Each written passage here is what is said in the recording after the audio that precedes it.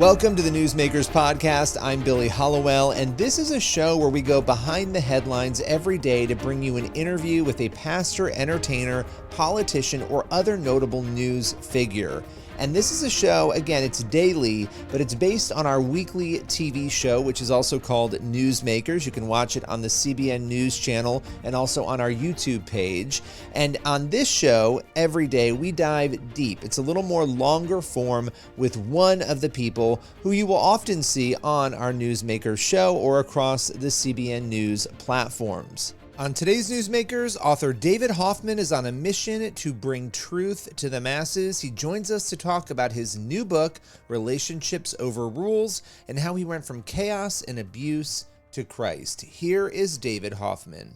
So David, you have a new book out, Relationships Over Rules, 7 Principles to Lead Gracefully and Love Generously. Love that title. What was it that motivated your writing of this book? Yeah, absolutely, Billy. There was a lot, but foundationally, the world tells us all these rules of what you can't do. I grew up Jewish, so I can't be a believer. I moved to Charlotte sight unseen, so I can't build my own real estate business. My mom was paralyzed from delivering me. She chose life for me. And I was raised in a broken household without a lot of love. And so I can't be married with kids and show them unconditional love. I didn't have any relationships growing up, Billy, so I can't value relationships. The world tells all of us all these things that you cannot do. But with God in the center, I just want to encourage people that with him in the center, with the gifts he gives you, with the relationships he places in your life, you can reach your true potential. Yeah, well, and a lot of those things, they're just lies, right? Like, you can't do this, you can't have that, you can't, because you've gone through this traumatic thing, or you haven't been given an example of how to do something, there's no way you could ever do those things. And those lies really hold people back. In your own life, was there a time where those experiences were holding you back?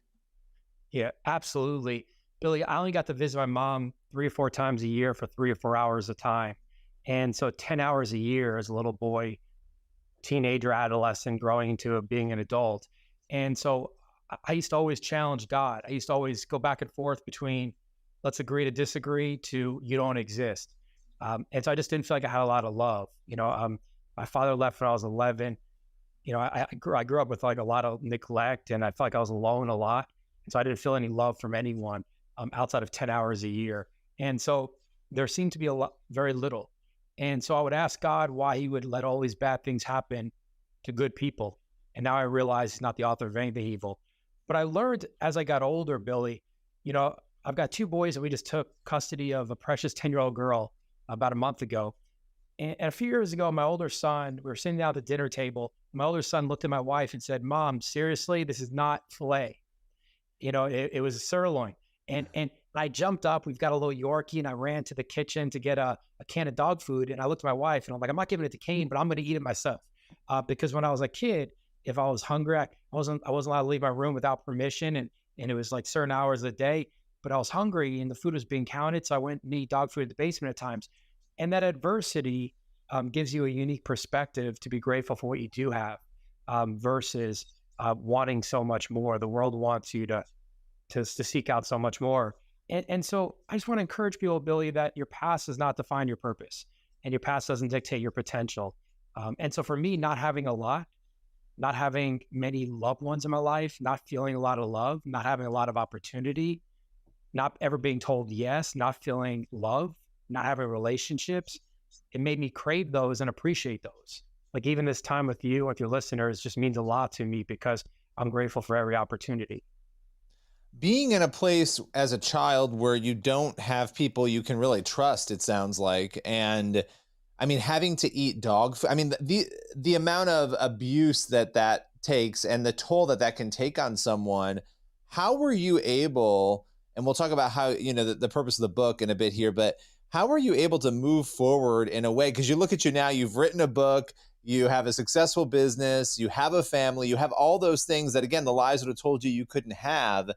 When you look back at all of it, how are you able to move forward and progress in a normal direction in your life, even before finding faith? Yeah, truth be told, Billy, because I spent a lot of time alone, and I've learned forgiveness. And so I have no malice towards anyone in my life growing up.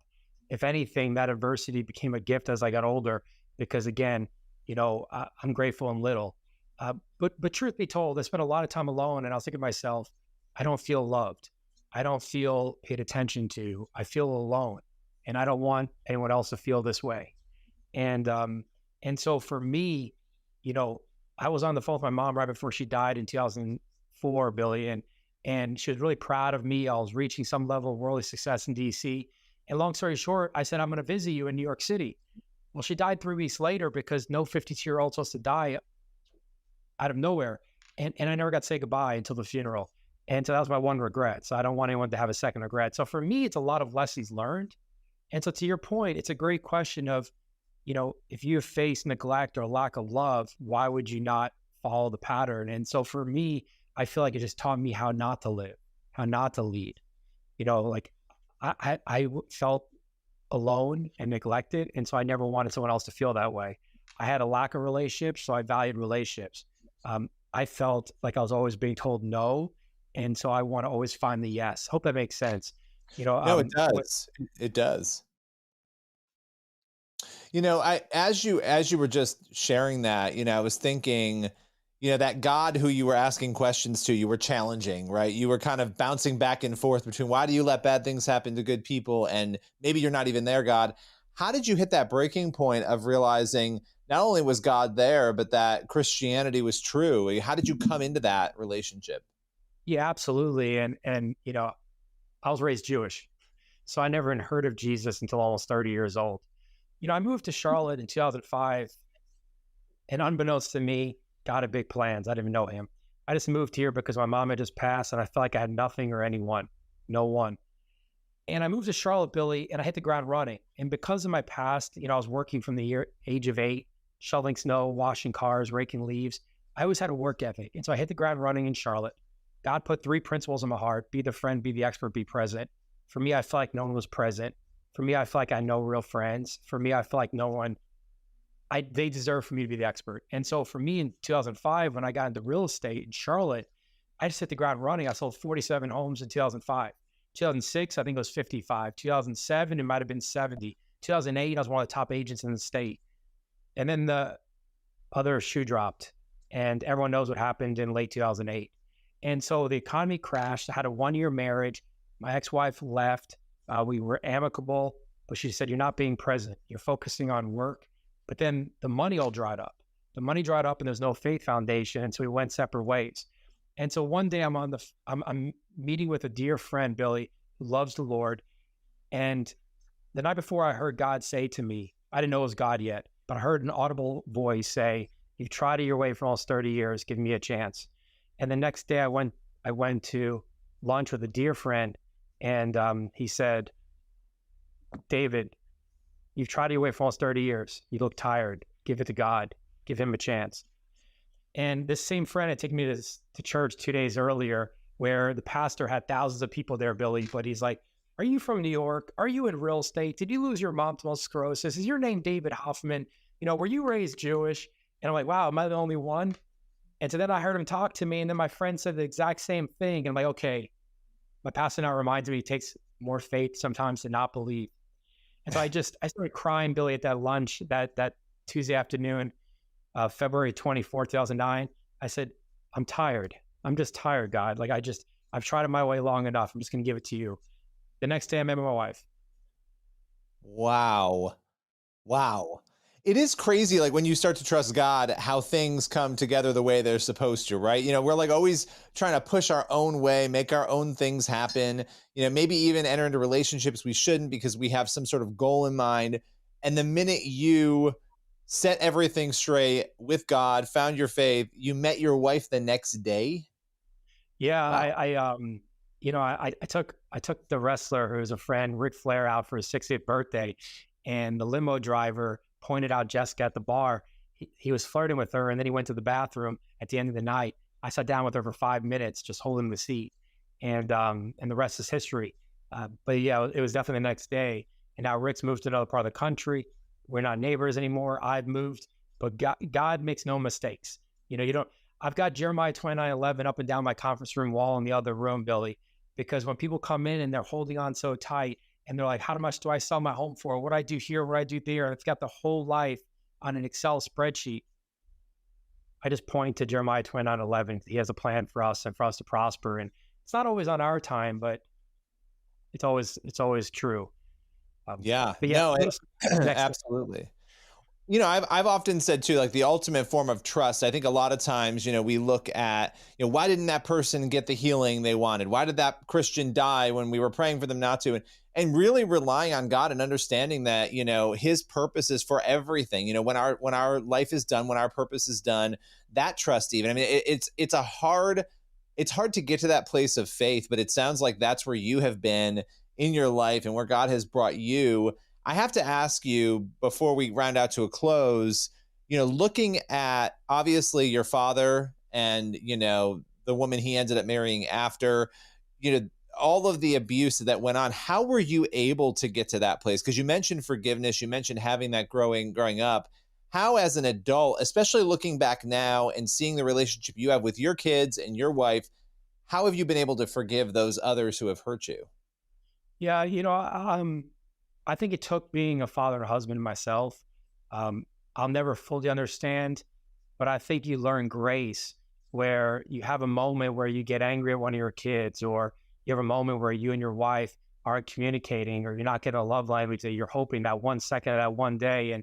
And you say, okay, I'm not here to judge, and so I've just learned over the years to meet people where they are, Billy, to walk them on their shoes and say, look, my stepmom wasn't my mother. And so she kept me alive, was it perfect? Absolutely not. But, I need to give grace and have gratitude. And then my father, all men make bad gods, including my father, including myself. And so, I learned to not let other people's actions and emotions lift me up, because then they can't let me down.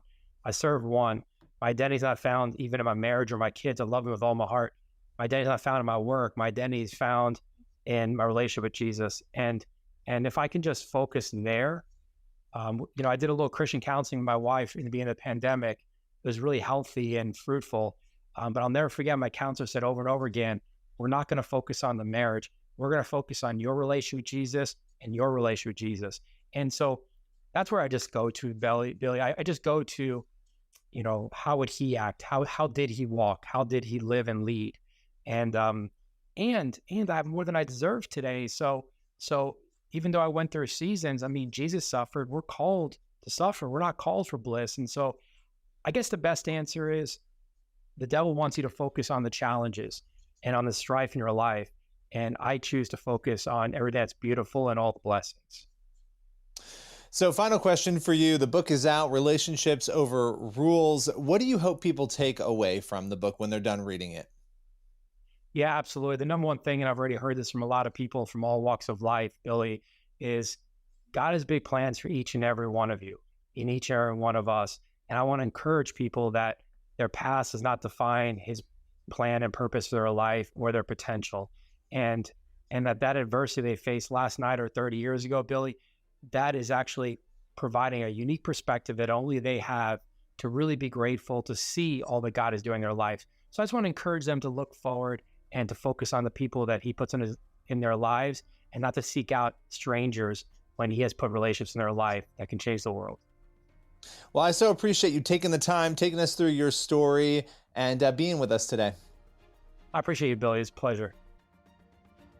That's all for today's Newsmakers podcast. Be sure to tune in for the next episode of the show, and also head over to the CBN News YouTube channel and the CBN News channel to watch Newsmakers every week. We'll see you soon.